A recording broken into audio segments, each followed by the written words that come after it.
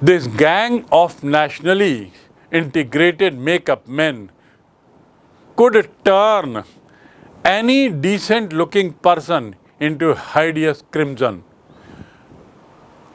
बहुत व्यंग के साथ ऑथर कहते हैं, this gang of nationally integrated makeup main, ये जो अलग अलग जगहों से जो लाए गए थे मेकअप मेन, नेशनली इंटीग्रेटेड, एकत्रित किए गए थे, ये किसी भी आदमी को जो ठीक ठाक भी दिखता हो उसको एक बड़ा खतरनाक crimson hued monster, crimson colour होता है। ह्यू माने रंग में बदलना। People of different hues came to my house, अलग अलग लोग हमारे घर में आए। Can you please show me shirts of different hues, क्या तुम मुझे अलग अलग रंगों की शर्ट दिखाओगे? सो ह्यू माने अलग अलग तरीका, कलर। यहाँ पर this gang of nationally integrated makeup man बड़े व्यंग से कह रहा है कि जो पूरे देश से जो एकता का मैसेज दे रहे थे, ऐसा जो हमारा स्टूडियो था, अलग अलग धर्म जाति के लोग आए हुए थे, वो लोग इतने खतरनाक थे कि अच्छे दिखा से दिखने वाले आदमी को भी वो एक खतरनाक क्रिम्जन कलर में मॉन्स्टर, राक्षस के रूप में बदल सकते थे। बड़े मतलब बहुत अच्छे मेकअप मैन रहे होंगे, तभी तो एक अच्छे दिखने वाले आदमी को राक्षस में बदल सकते थे। और कैसे बदल सकते थे? With the help of truck loads of pancake and A number of other local made things, potions and lotion. Pancake के बहुत सारे जो प्रोडक्ट थे उसका उपयोग करते थे, और ख़ास साथ ही साथ लोकल चेन्नई में जो कुछ बनता था, लोशन कुछ बनता था, कुछ पोषण बनता था, इस सब को मिला जुलू के अच्छे खासे आदमी को वो मॉन्स्टर बना सकते थे, यानी सबको बिल्कुल काया पलट कर सकते थे।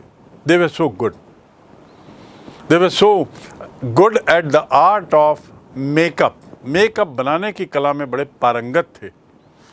किसी को कुछ भी बना सकते थे, लड़का को लड़की दिखा सकते थे, इतना बढ़िया मेकअप करते थे। And see the word hideous, खतरनाक।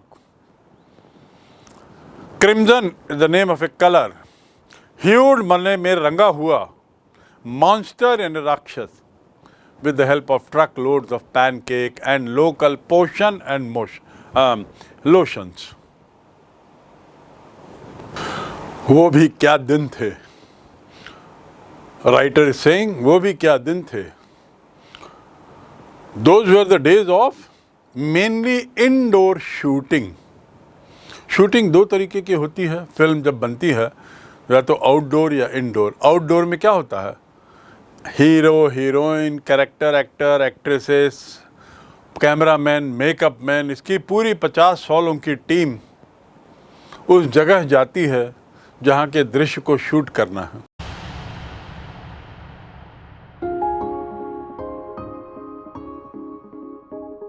We're shooting a romantic song, Be Selfish. So you're happy if you're selfish.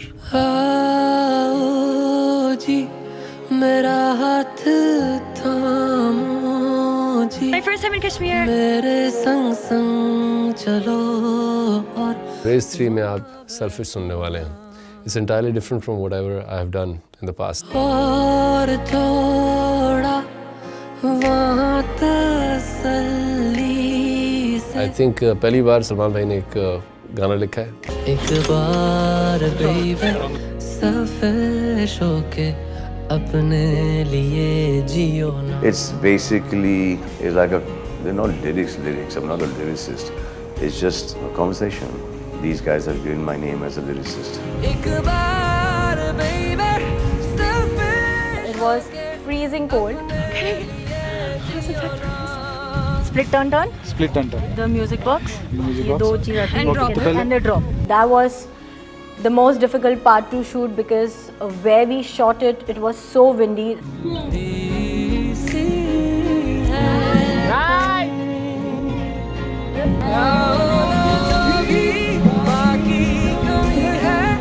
was one incident where Remo sir came to us and they were like, "चलो पानी में जाओ."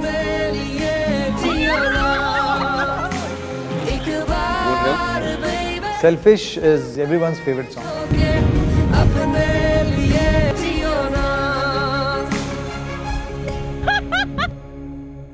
Very nice. Very nice. कई rehearsal होते हैं। उदाहरण के लिए यदि जगदलपुर में चित्रकूट जो जलप्रपात है वो बड़ा रमणीय दृश्य है, वहाँ की शूटिंग करना हो तो कैमरामैन जाएगा, एक्टर, एक्ट्रेसेस और पूरी टीम, प्यून से लेके सभी स्तर के लोग वहाँ जाएंगे, जिनकी संख्या 50-100 होगी, और बहुत सारा सामान ट्रक में भर के ले जाएंगे। फिर वो वहाँ पे सिचुएशन क्रिएट करेंगे, फिर शूट करते हैं, वो आउटडोर शूटिंग। और दूसरा तरीका होता है आजकल की टेक्नोलॉजी में इनडोर शूटिंग। चित्रकूट के पूरे सीन को एक कमरे में या एक स्टूडियो में क्रिएट कर देते हैं, और उस स्टूडियो में ही चित्रकूट के दृश्य के सामने एक्टिंग होती है, तो ऐसा लगता है मानो ये चित्रकूट में शूटिंग हुई है। तो यहाँ पर उस ज़माने में अधिकतर शूटिंग जो थी वो इनडोर होती थी। आज तो स्विट्ज़रलैंड भी जाते हैं लोग, अमेरिका जाके करते हैं शूटिंग, इटली, स्पेन जाके करते हैं शूटिंग, भारत के बॉलीवुड के हीरो हीरोइन। उस ज़माने में ऐसा नहीं था। So most of the shooting was indoor, यानी ज़्यादा से ज़्यादा काम स्टूडियो में होता था। And only 5% of the film was shot outside. केवल 5-7% फिल्म का हिस्सा बाहर शूट होता था, बाकी सब अंदर। आज तो स्थिति उल्टी है, कमोबेश 70-60% शूटिंग बाहर होती है, 30-40% अंदर होती। ऑथर फर्दर से आई सपोज, मैं सोचता हूँ, मुझे लगता है, the sets and studio lights needed the girls and boys to be made to look ugly in order to look presentable in the movie। मुझे ऐसा लगता है कि जो स्टूडियो और सेट्स हैं, स्टूडियो लाइट और सेट, उसको पकड़ने के लिए ऐसे लड़के और लड़कियों की ज़रूरत थी जो अगली दिखाई दें, कुरूप दिखाई दें। To be made to look ugly, कुरूप दिखाई दें, in order to look presentable in the movie, ताकि वो मूवी में रखे जा सकें सामने, पिक्चर में लाए जा सकें सामने।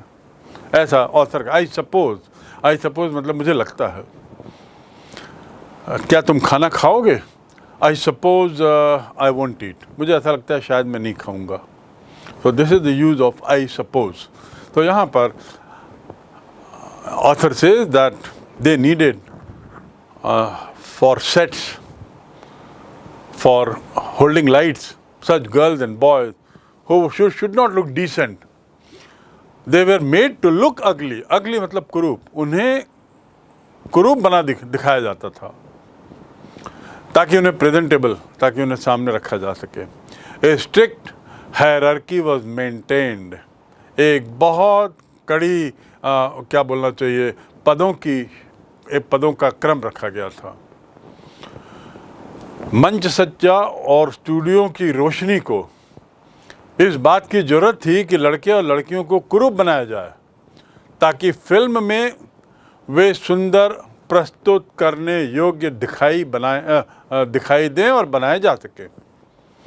उसी प्रकार हैरार्की मतलब पदानुक्रम, पदों का क्रम। सबसे ऊपर कौन रहता है एक स्कूल में? हैरार्की में the topmost person in the hierarchy in a school is principal, then vice principal, then headmaster, then high school teachers, then middle school teachers, and so this is called hierarchy।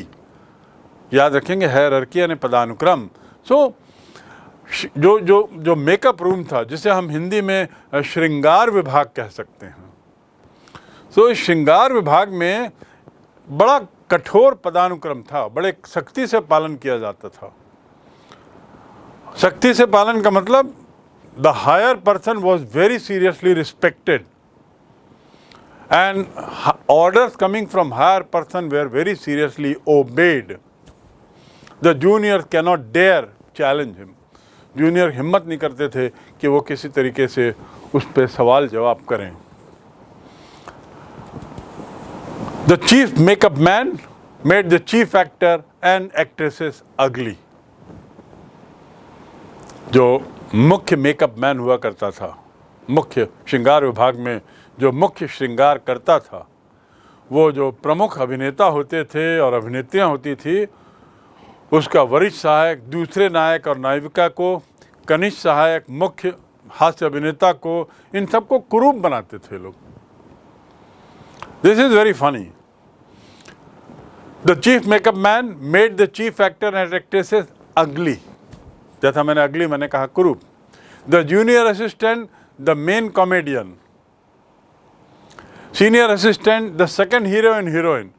Her film में एक side hero भी होता है ना, और side heroine रहती है। तो जो हायरार्की में दूसरे नंबर का आदमी था मेकअप रूम में, उसका काम था सेकंड नंबर के हीरो हीरोइन की सजावट करना।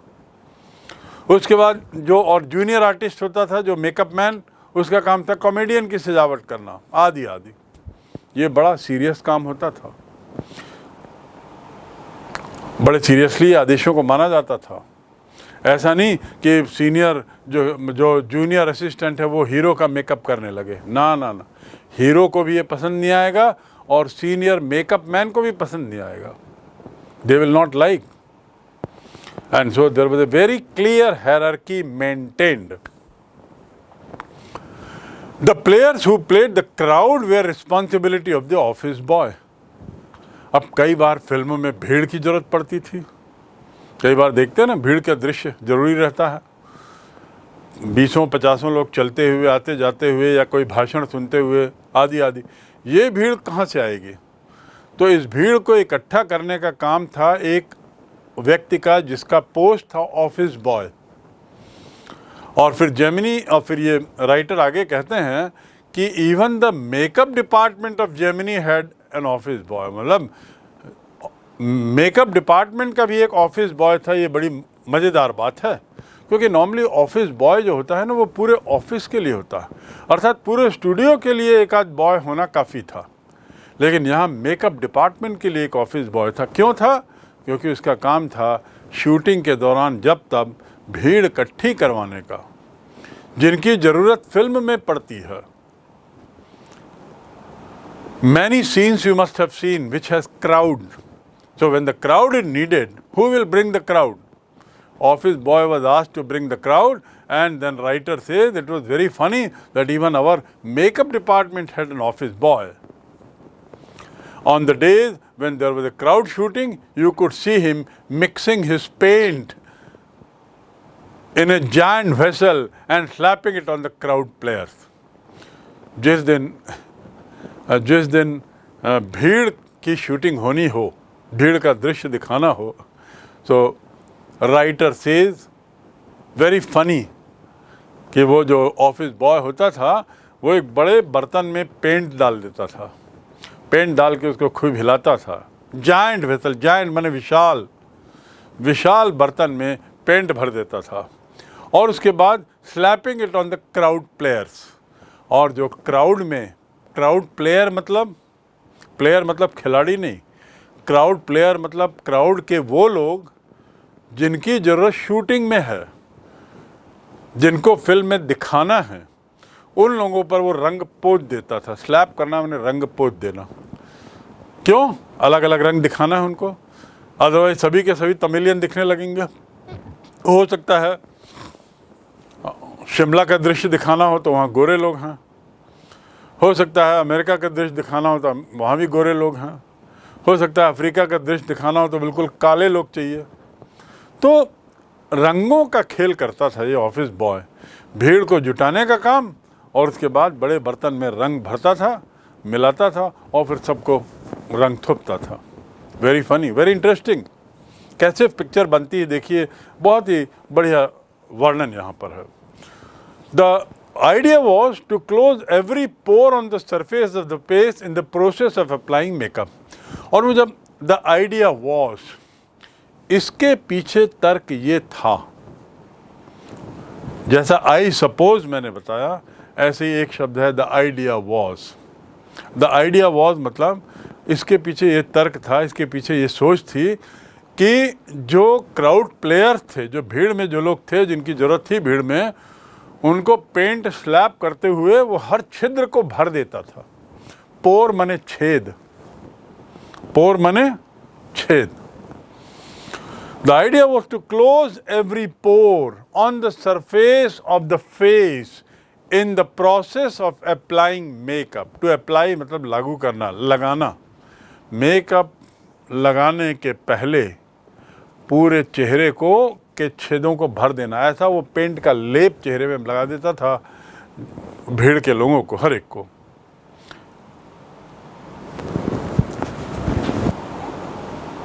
In those days, I worked in a cubicle. This is para 3.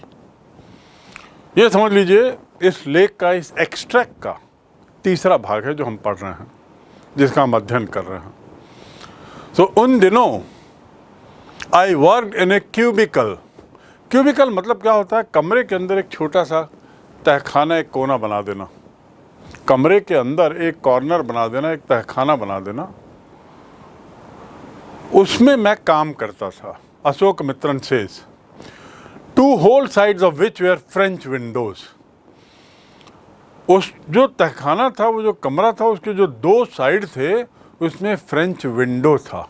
अब ये फ्रेंच विंडो क्या होता है? विंडो तो समझ में आ रहा है। फ्रेंच विंडो मतलब full size window, right from top to bottom, जो आज आप बड़े बड़े आलीशान मकानों में, बड़ी बड़ी दुकानों में पाएंगे। They are not doors, they are not walls. Then what are they? They are French windows. Because French were the first people probably to have started using it. So cubicle means एक corner, एक तहखाना।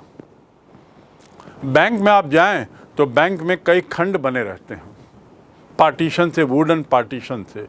उनको कहते हैं cubicles. इस hall के अंदर 12 cubicle बने हैं जिसमें 12 आदमी बैठते हैं। तो I think you have understood cubicle. और उस क्यूबिकल के 2 साइड में फ्रेंच विंडोज थे, बड़ी बड़ी खिड़कियां थी। I didn't know at that time why they were called French Windows. मुझे नहीं मालूम था उस समय कि इन्हें फ्रेंच विंडोज कहा जाता है, मुझे पता नहीं था। मैं सोचता था खिड़कियां हैं, पर ये फ्रेंच विंडो कहते हैं इसे, ये मुझे नहीं मालूम था। Seeing me sitting at my desk, tearing up newspaper day in and day out, most people thought I was doing next to nothing. Next to nothing मतलब nothing मतलब कुछ नहीं, और nothing के next क्या होगा? कुछ नहीं।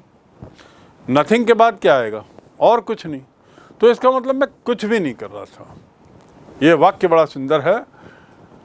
Seeing me sitting at my desk, मुझे अपनी डेस्क में बैठे हुए देखते थे लोग, और क्या देखते थे? कि मैं पेपर की कटिंग कर रहा हूँ। सुबह शाम रात जब हो तो they would see me tearing up, फाड़ते हुए, पन्नों को फाड़ते हुए, पन्नों को काटते हुए। Day in and day out, day in and day out मतलब सुबह शाम। You always sit with mobile day in and day out. You are watching mobile day in and day out. तुम सुबह शाम मोबाइल में ही पड़े रहते हो। You talk about going to this place day in and day out. तुम सुबह शाम बस वहीं जाने की बात करते हो। तो day in and day out. तो जो लोग मुझे दिन भर सुबह शाम बैठे हुए देखते थे, पेपर फाड़ते हुए, पेपर काटते हुए, उनको ऐसा लगता था ये आदमी क्या काम कर रहा है? कोई काम का नहीं है। He is not doing anything, he just sits in one corner, keeps cutting the paper. What is the use? And as I told you that this department as such was very insignificant department. Film industry के लिए, एक film industry के department में इसका क्या काम? कम से कम जब फिल्म बन रही हो उस समय तो कोई काम नहीं था, बाद में आता है काम, जैसा मैंने बताया पहले। So now seeing me sitting at my desk tearing up newspaper day in and day out most people thought I was doing next to nothing. अधिकतर लोग ये सोचते थे मैं बेकाम आदमी हूँ, कुछ भी नहीं करता हूँ, बेगारी का काम कर रहा हूँ, और इसलिए मेरे को ध्यान भी नहीं देते थे, मेरी खास इज्जत भी नहीं होती थी, कम से कम काम को लेकर मेरी कोई इज्जत नहीं होती थी। So anyone who felt I should be given some occupation would barge into my cubicle and deliver an extended lecture. To deliver माने देना। I delivered a delivery man, सुना होगा आपने, जोमेटो वाले जो लड़के आते हैं वो डिलीवरी बॉयज़ कहलाते हैं, क्योंकि वो क्या करते हैं, खाने का देते हैं, पहुंचाते हैं। डिलीवर करना यानी पहुंचाना, देना, जाके देना। He delivered a lecture, भाषण देना। To deliver a lecture, भाषण देना। तो यहाँ पर what is author trying to say, that it is tearing up newspaper, most people thought I was doing nothing, it is likely that boss thought likewise too. और इसके it is likely मतलब ये भी संभव है, ऐसा भी संभव है। I suppose, जैसा मैंने बताया, ऐसे यहाँ पर it is likely, इसकी भी संभावना है कि शायद बॉस भी मुझे वैसे ही सोचता था। He thought likewise, likewise मतलब वैसे ही सोचना। कैसा? जैसा बाकी लोग सोचते थे कि ये बेकार का आदमी है, एक कोने में बैठा हुआ तो पेपर काटते रहता है, इसका कोई मतलब नहीं फिल्म से, तो बेकार आदमी। तो बॉस भी मेरा वैसे ही सोचता था, सोचता होगा, इट इज़ लाइकली। उसको मालूम नहीं था, अशोक मित्रन नेवर न्यू कि बॉस क्या सोचता था, लेकिन इसने अंदाज लगाया। यहाँ तक कि क्या होता था कि people would barge in, anyone who felt I should be given some occupation. Occupation मतलब काम, ऑक्यूपेशन मतलब काम, ऑक्यूपेशन माने धंधा, पर यहाँ पर ऑक्यूपेशन का अर्थ है काम, कि मुझे कुछ काम देना चाहिए। जिसको भी लगता था कि अरे इसे कुछ काम देना चाहिए, वो मेरे कमरे में घुस जाता था, मेरे तहखाने में आ जाता था। और बार्ज इन मतलब क्या होता है? टू बार्ज के बाद हमेशा इन आता है। टू बार्ज इन मतलब धक्का दे के घुस जाना, दरवाजे एकदम खुलते ही घुस जाना तेजी से, उसे कहते हैं barge in. You know, I was sitting in my room, suddenly A police man barge in.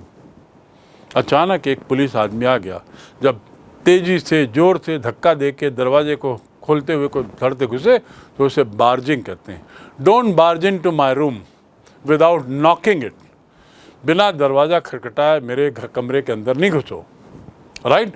सो जिसको भी कुछ काम देना होता था तो वो मेरे पास आ जाता था, एक काम दे देता था, और एक्सटेंडेड लेक्चर देता, लंबा चौड़ा भाषण दे देता था। डिलीवर एन एक्सटेंडेड लेक्चर, क्यों? क्योंकि उनको लगता था ये आदमी किस काम का, बस पेपर पढ़ता रहता है, काटते रहता है, क्या करता है जिसका कोई काम नहीं है इसका। सो मेरे लिए तो मुझे तो ऐसा लग रहा था कि यानी ये लोग सब मुझे बड़ा छोटा आदमी समझते हैं। The boy in the makeup department had decided I should be enlightened on how great literary talent was being allowed to go waste. अब देखिए यहाँ बॉय इन्वर्टेड कॉमा में लिखा है, single inverted comma. Delivery boy मतलब लड़का, office boy मतलब लड़का, पर ऐसा नहीं है। आगे देखिए क्या बोलता है ऑथर। तो इस सेंटेंस को पहले हम समझ लें। The boy in the makeup department, वो जो ऑफिस बॉय जो है, जो मेकअप डिपार्टमेंट में था, उसने तो तय कर लिया था कि वो मुझे I should be enlightened. To enlighten मतलब किसी पर प्रकाश डालना, टू एनलाइटन मतलब किसी को और ज़्यादा समझाना। आई शुड बी एनलाइटन कि मुझे वो समझाएगा। उसने तो तय कर लिया था, किसने? ऑफिस बॉय ने, कि आई शुड बी एनलाइटन कि how great literary talent was being allowed to go waste. मुझे समझाएगा कि तुम्हारे जैसा इतना बड़ा साहित्यिक जो टैलेंट है वो यहाँ पे कोने में पड़ा हुआ अपनी ज़िंदगी बर्बाद कर रहा है। ये कौन समझाएगा? Office boy. ऐसा किसका कहना है? अशोक मित्रन का कहना है। कि अशोक मित्रन का कहना है कि मुझे ऐसा लगा कि ऑफिस बॉय जो है वो मेरे को एक बड़ा टैलेंटेड आदमी मानता था, और शायद वो मेरे को, उसने सोच लिया था कि मुझे समझाएगा कि भाई ये सब काम क्या कर रहे हो और अपना योग्यता, अपना टैलेंट तुम बर्बाद कर रहे हो इस काम में। लिटरली टैलेंट, तुम्हारा साहित्यिक जो कौशल है उसको तुम यहाँ पे पड़े पड़े बर्बाद कर रहे हो। Was being allowed to go waste, waste माने बर्बाद करना, टू गो वेस्ट मतलब बर्बाद करना। All my effort went in waste, all my effort went waste, मेरा सारा प्रयास बर्बाद हो गया। यहाँ वेस्ट की स्पेलिंग देखेंगे, WASTE, वेस्ट यानी बर्बाद होना। वेस्ट कम टू वेस्ट मतलब बर्बाद करना, और वेस्ट मतलब कचरा, और कमर की स्पेलिंग क्या होती है वेस्ट की, WAIST। दर्जी आपके कमर की वेस्ट का नाप लेता है, वहाँ स्पेलिंग है WAIST, उच्चारण है वेस्ट दोनों का। ये वेस्ट जो है, आप समय बर्बाद कर रहे हो, you are wasting your time. तो the boy in the makeup department had decided, उसने तय कर लिया था ऑफिस बॉय ने कि वो मुझे बार बार समझाएगा। टू एनलाइटन मतलब मुझे प्रकाश देगा, मुझे समझाएगा on how great literally talent is being wasted, कि कैसे एक बड़ा साहित्यिक आदमी जिसका इतना ज्ञान है, उसका जो टैलेंट है, उसका जो कौशल है, वो यहाँ पे खप रहा है, वेस्ट हो रहा है। और वो भी ऐसे डिपार्टमेंट में, मेकअप डिपार्टमेंट में, which was fit only for barbers and pervert. वो भी वही डिपार्टमेंट जो केवल बार्बर्स के लिए था, जो केवल परवर्ट्स के लिए था। परवर्ट मतलब जो गलत सोचते हैं, बार्बर यानी नहीं। वहाँ पे तुम जैसा आदमी खप रहा है, समय, एनर्जी, टाइम और अपना टैलेंट बर्बाद कर रहा है। ऐसा वो ऑफिस बॉय के तरीक़ों से मुझे महसूस किया, कि क्योंकि वो बार बार आकर मुझे समझाता था कि क्या कर रहे हो यार, यहाँ तुम सड़ रहे हो। हम इसका एक तरीके से यदि हम शाब्दिक अनुवाद करें तो ऐसी होगा हिंदी में कि अरे तुम्हारा जो टैलेंट है यहाँ पे बर्बाद हो रहा है, सड़ रहा है। तुम तो यहाँ पे वो मेकअप डिपार्टमेंट में क्या काम तुम्हारा, तुम तो साहित्यिक आदमी हो। तो this is what he said. Cubicle as I said, small कक्ष। बार्ज इन मतलब घुस जाना, प्रिवेंट मैंने रोकना, और एपिक्स माने महाकाव्य। उसके ऑफिस बॉय के बारंबार कहने से मैं त्रस्त हो चुका था, और परिणाम क्या हुआ कि मैं बार बार प्रार्थना करने लगा कि क्राउड शूटिंग होए ताकि ऑफिस बॉय वहाँ व्यस्त रहे। क्यों? मैं मतलब author was praying continuously. Soon I was praying for crowd shooting to start all the time. पूरे समय क्राउड शूटिंग होती रहे। क्यों? ऑफिस बॉय वहाँ बिजी हो जाएगा, क्योंकि उसका काम था लड़कों लड़कियों को बुलाना, भीड़ इकट्ठी करना, बूढ़े महिलाओं पुरुषों को बुलाना, भीड़ इकट्ठी करना, और उसके साथ ही उसका काम था पेंट करना, उनके चेहरों को पेंट से भरना। उसी में बिजी रहेगा तो कम से कम मुझे भाषण नहीं देगा कि क्या तुम्हारा ज़िंदगी यहाँ बर्बाद हो रही है।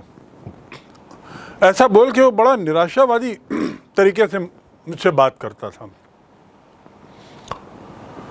Soon I was praying for crowd shooting all the time. Nothing short of it could save me from his epics. उससे कम तो मुझे उसके इस महाकाव्यी भाषणों से नहीं बचा सकता था। एपिक मतलब महाकाव्य। Ramayana is an epic, Kadambari is an epic, some of the books written by Kalidasa are epics, महाकाव्य। कई 100 पन्नों की जो कविताएं होती हैं वो महाकाव्य कहलाती हैं, एपिक कहलाती हैं। सो ऑथर से कि मैं तो चाहता था कि भाई वो भीड़ की शूटिंग जल्दी हो, चलती रहे लगातार ऑल द टाइम, ताकि ये जो आदमी है ऑफिस बॉय ये वहाँ बिजी रहे, और मुझे जो इतना लंबा चौड़ा महाकाव्य सुना रहा है, भाषण दे रहा है कि तुम्हारी योग्यता का यहाँ क्या फ़ायदा हो रहा है, तुम तो इतने विद्वान आदमी हो, लिटरेरी आदमी हो, साहित्यिक आदमी हो, तो नथिंग शॉर्ट ऑफ इट, इससे कम में नहीं चलेगा काम। Could save me from his epics, उसके महाकाव्यों से बचने का यही एक तरीका था कि भीड़ की ज़्यादा से ज़्यादा शूटिंग हो। नहीं तो वो आदमी जो है ऑफिस बॉय खाली रहता था, जब तब चलाता था, मुझे भाषण देता था। बड़ी बुरी हालत, मतलब मेरी हालत ठीक नहीं थी। जिस कोठरी में मैं पड़ा था, जिस तहखाने में मैं काम कर रहा था, एक तो काम भी मेरे पसंद का नहीं था, ऊपर से लोग मेरे को सोचते थे बेकार आदमी, शायद बॉस भी ऐसा सोचता होगा, और उसके ऊपर ये ऑफिस बॉय जो है वो मेरे पर भाषण झाड़ता था। मुझे बार बार, जिसको हिंदी में कहते हैं खेदना, कि तुम इस जगह के लिए उचित नहीं हो, तुम बेहतर काम के लिए हो, यहाँ क्यों अपने को, अपनी ज़िंदगी बर्बाद कर रहे हो, आदि आदि। So now we come to the fourth para. What has the fourth para to say? In all instances of frustration, instance मतलब अनुभव, मौके, फ्रस्ट्रेशन मतलब भड़ास।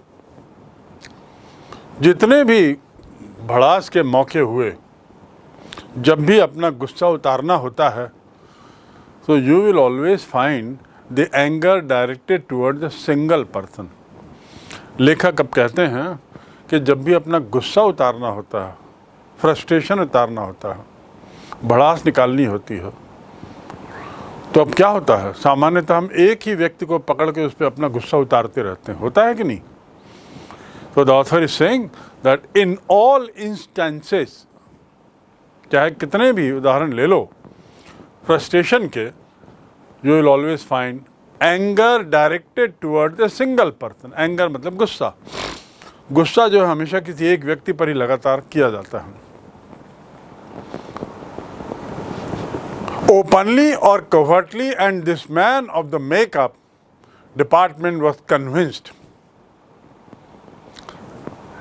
ये जो गुस्सा किया जाता है एक व्यक्ति पर, वो चाहे प्रत्यक्ष रूप से हो चाहे परोक्ष रूप से हो, कोवर्टली और ओवर्टली, ओपनली और कोवर्टली। कोवर्टली मतलब परोक्ष रूप से, इनडायरेक्टली, और ओपनली मतलब खुले। किसी पे गुस्सा करना हो तो एक व्यक्ति पे डायरेक्टली गुस्सा करो, नहीं तो किसी को बोलते जाओ उसके बारे में और उसकी बुराई करते जाओ, नाराजगी दिखाते जाओ। So then author says, and this man of makeup department was convinced that all his woes, ignominy and neglect were due to Kotha Mangalam Sabbu. And now author says कि this man of makeup department, जो office boy है, उसको लगता था, वो इस बात से बगादा उसको लगता था, कन्विंस होना मतलब संतुष्ट होना, कन्विंस होना पूरी तरह से वो संतुष्ट था, पूरी तरह से वो उसको विश्वास था कि उसके जितने भी तकलीफ़ें हैं, वो माने तकलीफ़ें, दर्द, WOE, वो, इग्नोमिटी मतलब जो अज्ञानता, और नेग्लेक्ट मतलब किसी को अनदेखा करना, उसे कहेंगे नेग्लेक्ट। डोंट नेग्लेक्ट मी, मुझे अनदेखा मत करो, तिरस्कृत मत करो। You will pay heavy price for neglecting that boy. उस लड़के को अनदेखा करने की तुमको बहुत भारी कीमत चुकानी पड़ेगी। तो नेग्लेक्ट। तो ऑथर सेज कि वो जो ऑफिस बॉय है, ऑफिस बॉय को लगता था कि उसका जितना भी तकलीफ़ें हैं, दिक्कतें हैं यहाँ पे, उसकी जितने भी इग्नोमिनी हैं, और उसके जितने भी उसका जो नेग्लेक्ट है, जो लोग उसको ध्यान नहीं देते, अनदेखा करते हैं, वो उस एक आदमी के कारण है जिसका नाम है कोठमंगलम सब्बू, ये किसका कहना है? ऑथर का कहना है। क्या कि ऑफिस बॉय को ऐसा लगता था कि Sabbu was the number 2 at Gemini studio. अब ये सुब्बू कौन था? ऑथर से Subbu was number 2 at Gemini studio. He couldn't have had a more encouraging opening in films than others grown-up makeup boys had. जो सुब्बू था वो नंबर 2 था मेकअप में, मेकअप रूम का, और उससे बढ़िया शुरुआत किसी की नहीं हो सकती थी उस ओहदे पर जितनी बढ़िया शुरुआत सुब्बू की हुई। He could not have had a more encouraging opening in film. Film world में इससे बढ़िया शुरुआत क्या होगी कि एकदम नंबर 2 के पद पर आप मेकअप रूम में आ गए हो। Than our own grown up makeup boy had. हमारे जो पुराने मेकअप बॉय थे उससे भी ज़्यादा अनुभवी, उससे भी ज़्यादा ऊपर वो था। इससे अच्छी शुरुआत क्या हो सकती थी? अर्थात सुब्बू की कैरियर की शुरुआत बड़ी अच्छी हुई थी। वेरी एनकरेजिंग, एनकरेजिंग मतलब उत्साहित करने वाले। Your words are very encouraging to me. आप जो कह रहे हैं वो मुझे बहुत उत्साहित कर रहे हैं। Your words are very encouraging. So in opening in films than our own grown up makeup had. On the contrary मतलब उसके उल्टे, उसके विपरीत, एक और जहाँ सुब्बू से बेहतर, सुब्बू के लिए इससे बेहतर शुरुआत नहीं हो सकती थी, वहीं उसके उल्टे he must have had to face more uncertain and difficult times. उसको और ज़्यादा अनिश्चित काल और कठिन काल झेलना पड़ा होगा। He must have had to face मतलब झेलना। I had to face his anger, मुझे उसका गुस्सा झेलना पड़ा। I cannot face my parents now because I have done something wrong. मैं अब अपने पेरेंट को चेहरा नहीं दिखा सकता क्योंकि मैंने कुछ गलत काम किया है। I had to face his anger. तो यहाँ पर क्या कह रहा है ऑथर से दैट ऑन उसके उल्टा he must have had to face more uncertain. Uncertain means अनिश्चित, और ज़्यादा अनिश्चित और कठिन समय उसने देखा होगा। किसने? सुब्बू ने। For when he began his career, there were no firmly established film producing companies or studio.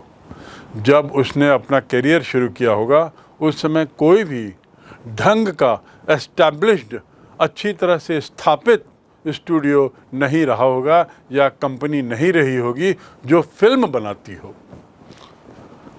अर्थात वो बहुत पहले से ना आ गया था। कौन? सुब्बू। सुब्बू ने काफ़ी पहले अपना करियर शुरू कर दिया था, इसीलिए उसने बड़ी तकलीफ़ें झेली होंगी, अनिश्चितता झेली होगी कि पता नहीं ये मेकअप रूम की नौकरी कब तक चलेगी, पता नहीं ये फिल्म की दुनिया में मेकअप का क्या रोल है, क्या भूमिका है। ऐसे कठिन दौर में उसने काम किया है। So we have talked about the author himself, we have also talked about Gemini, then we have talked about the hierarchy, then we have talked about office boy. From office boy, now we are talking about one gentleman called Subbu. And about Subbu, the final thing he has to say is that he must have begun career in a very small way during difficult times. जब फिल्में नई शुरू हुई थी तब शायद उसने makeup का काम शुरू किया था और अब यहाँ पहुँच गया। Even in matter of education, specially formal education, Subbu couldn't have had an appreciable lead over our boy. This is a turning point. यहाँ पर कहता है लेखक कि पढ़ाई के मामले में भी, even in matter of education. अब इवन शब्द को देखिए। इवन आपने सुना होगा ऑड नंबर और इवन नंबर। ऑड नंबर किसे कहते हैं? 1, 3, 9 एट्सेट्रा। और इवन नंबर किसे कहते हैं? सम अंक 2, 4, 6, 8, वो इवन नंबर और ऑड नंबर। यहाँ पर क्या अर्थ है? इवन मतलब even you could not tell me, तुम भी नहीं बता पाए। इवन यू हैव फेल्ड, तुम भी असफल हो गए हो। ऑल्सो नहीं बोलेंगे, even. Even I could not open the drawer, मैं भी ड्रॉर नहीं खोल पाया, इतनी बुरी तरह वो फंस गया है। Drawer even. तो यहाँ पे ऑथर इज सेइंग कि even in the matter of education, पढ़ाई के मामले में भी, स्पेशली फॉर्मल एजुकेशन, विशेष रूप से स्कूल वाली शिक्षा, स्कूली शिक्षा के मामले में, Subbu could not have had an appreciable lead over our boy. Subbu जो था उसको कोई, हमारा जो ऑफिस बॉय था उससे कोई ज़्यादा अनुभव नहीं था। किस मामले में? पढ़ाई के मामले में भी, और इसके अलावा बाकी मामले में भी। ऐसा लगता है कि सुब्बू वैसे नंबर 2 था, लेकिन बहुत समय से वो मेहनत करके आया था, कठिन टाइम पे आया था। But by virtue of being born a ब्राह्मण, लेकिन वो एक ब्राह्मण था। बाय वर्च्यू ऑफ मतलब के कारण, बाय वर्च्यू ऑफ के कारण, ब्राह्मण होने के कारण। By virtue of my height I have been selected as captain to lead the troop. मेरी हाइट के कारण, बाय वर्च्यू, वर्च्यू मतलब अच्छा गुण, VIRTUE, वर्च्यू मतलब अच्छा गुण, लेकिन बाय वर्च्यू ऑफ मतलब के कारण, ऑन अकाउंट ऑफ, के कारण, by virtue of. Am I clear? So by virtue of being Brahmin, देखिए कितनी क्या स्थिति थी उस समय। The author is saying by virtue of being born a Brahmin, एक ब्राह्मण होने के कारण। और फिर लिखता है वर्च्यू इंडीड, एक अच्छा गुण वास्तव में। इंडीड माने वास्तव में। और फिर मैं गिर गया। इंडीड, क्या तुम वास्तव में गिर गए? कोई बता रहा है कि फिर मैं स्कूटर चला रहा था, I was riding a scooter and then I fell down. Indeed, did you fell down? तो इंडीड मतलब वास्तव में, आई इंडीड फेल डाउन, अरे भाई मैं वास्तव में गिर गया था। और वर्च्यू मैंने बताया सद्गुण, उसका ठीक उल्टा है वाइस। वाइस माने दुर्गुण, VICE, वाइस, वाइस यानी दुर्गुण। तो यहाँ वर्च्यू इंडीड, वास्तव में वर्च्यू था, सद्गुण था। क्या? टू बी ब्राह्मण in those days. Yes, it was a virtue, कि वो ब्राह्मण था, ये उस काल में गुण माना जाता था। आप समझ सकते हैं कि जाति प्रथा भारत में कितनी डीप रही होगी। एक समय था जब हर चीज़ जाति के नाम पर ही देखी जाती थी। So here author is also giving us example that Subbu probably was picked up because he was a Brahmin. वास्तव में